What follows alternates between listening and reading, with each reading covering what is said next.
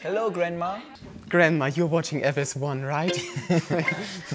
Well, my name is Benjamin Herzl. I'm a violinist, obviously, and that's my partner in crime, Ingmar Lazar. Who plays the piano. Yeah. For For how long, actually?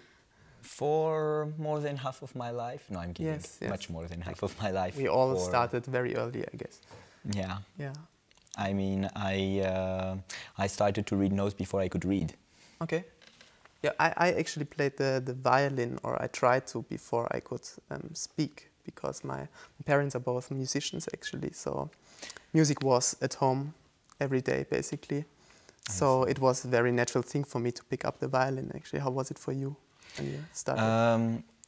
In my family, my mother is a physicist, my father is an engineer, so someone had to do a mistake in the family and become a musician, you know. But I mean, we were always listening to a lot of classical music at home. We had many recordings, and so I really started the piano when I was 5, but it was really like a hobby. Yeah. But I always liked challenges, and I really was from the beginning like very dedicated, and it's something that like evolved in a very natural way. So I didn't really ask myself if this would be my profession. It just happened.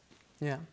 Well, have you listened to lots of chamber music actually at home when you were small, or not that much? Because that's what we do is basically chamber music, now in its purest form, violin and piano. Yes, of course. I mean, there was always a lot of music, chamber music, symphonic works, and solo, instrumental, of course. Yeah, yeah. So, but I was always like fascinated as well by singing, and as well by string instruments. And I think I always, when I'm performing, I'm always trying somehow, very often, even to think of a violin while I'm playing the piano. Of course, like the human voice as well. I mean, you're actually quite familiar with lots of chamber music repertoire. You played more violin sonatas than I did in my life, which is very great, I have to admit.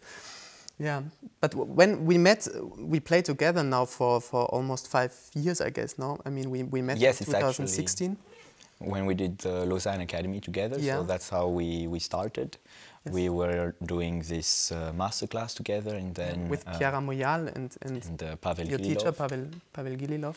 And so after we had this experience, we really decided to continue and look for new projects. Yeah. And then we had our first concert here in Salzburg at the Stiftung Wassertheum. Yeah, that was our great first concert. Actually, we both were very nervous, I think, already like 1 year before. But since then, actually, we play together quite regularly, and I myself enjoy it a lot to play with you, and I think it's quite special to play with you, because we don't have to talk as much about the music. You know, it's very clear to play with you, and we follow the same ideas without articulating them. I think it's really something unique to have a regular duo, and especially if musically we can match, I believe, so well as we do. Yeah. Because then we really don't, as you were saying, we don't need to talk about things. And as well, we can go like much more far in what we are doing. I agree, yes. There is not any problem of communication or about not saying things openly, and really try to experiment and go like as far as you can. Sometimes. And this is possible with you as a pianist, because you have the ability to play also very soft, which is, for me as a string player, very important. And not many pianists, I think, can do that like you do it, especially, for example, in Schubert, and we love to play Schubert a lot. And there are so many quiet moments and so intimate moments. So it's sometimes really a pleasure actually playing with you this kind of music as well, which we played today, Schubert, Debussy and Fratere, so very calm pieces. I'm very touched by your words, but I think what is really amazing, what we can do together is, like, for example, when we take like the grand duo, for example, we can really experiment and play with tempi inside of one movement, sometimes in a very extreme way. And we always really enjoy to rehearse quite a lot, also like to I wouldn't say like overanalyze, but really to take time to perfectly know each other's parts. And then like sometimes in a concert or for instance when it's a recording, we can completely decide like to suddenly play much slower. Sometimes it has even like an it's almost an improvisation. Exactly. Sometimes, and we don't have to decide everything like before we play. Here we play slower or faster. You know, sometimes it really happens in the moment, and those are the most magical, if you will, moments in concert when something like that happens. You know, because it doesn't happen every time in concert that you really feel you know, like very comfortable on stage. You know, it doesn't happen every time. So and when it does, it's even nicer. Yes, and like I believe we know each other so well that we know that we will always be able to really react instantly to the other. And then it's really like building up a very strong dialogue. Like we can very well, I believe, stimulate each other with musical ideas, and it's a fantastic exchange.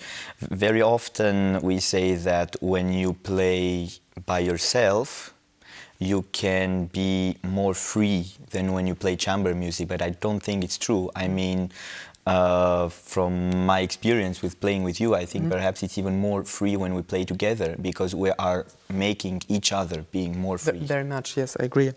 Well, I think we have to come to an end soon, and maybe like a few words why we played this program today. I think that's nothing new. We play lots of Austrian composers together. I mean, Arvo Pärt is not Austrian, but these main pieces like Schubert and Debussy, and Debussy is because of me, because I'm French. We always try to be fair. Yeah. Like Austrian and French is what we play most. Yes, and I think it's very interesting to do that as well, not just because you're French, but these composers also composed in a certain dialect sometimes, just like Schubert in a Viennese accent almost, you know.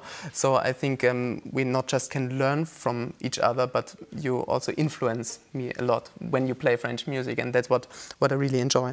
Yeah. And you influence me a lot, of course. Okay, now stop. Okay, it's television. It's television. But you know, I think actually what these three pieces have in common is that atmosphere is so important, because if you would just purely analyze them, maybe you wouldn't think it's like, of course, Debussy is something exceptional, but maybe like the Schubert, you wouldn't be that extremely surprised. But then when you go deep into the material, he manages to create like so amazing moments with not that much material. And I think this is really what makes this music special. Of course, Arvo Pärt is much more extreme, but in a way, it's just like goes much further in this direction. And I think you would just repeat this notes over and over, but then to really create, to be able to create this kind of hypnosis is something really special. And I think that's what's magic about this music. Well, I think that's a very nice ending and very nice words for the end. Thank you very much. It was a pleasure. Thank you so much.